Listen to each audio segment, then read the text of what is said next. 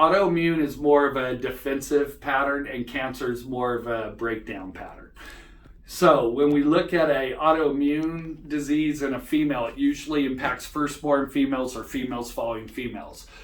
Their injury is they think they would be loved by their father if they were a male. So they operate in their masculine energy, which is pushing them to take on too much and do too much. Wow. So they start pulling from stored energy reserves, they wipe out their energy, and their body starts to really struggle. Wow. So autoimmune is nothing more than attacking vulnerability. So when you look at people in the worst autoimmune, females in the worst autoimmune, they struggle with being vulnerable. So it's hard for them to express hurt.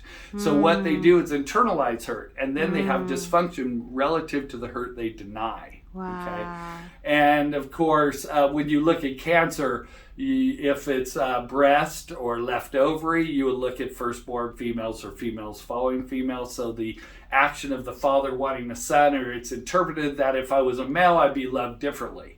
The problem is the parent didn't know how to love. So it really doesn't matter if you're male or female. It matters whether or not the parent has ever learned to love or not, right? Wow. So, and then when you look at, like, for instance, I had a lady from South Carolina yesterday, right breast, but she had left curvature of the spine, which would be more likely to impact left breast. But she was so forward and curved, she was so highly emotional, but then she denied it. Every time she got hurt, she would deny it.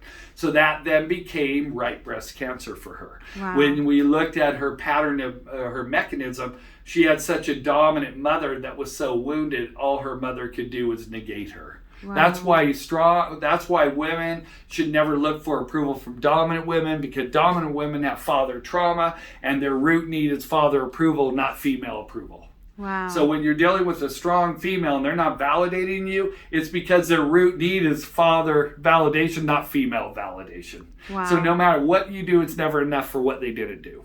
Anyway.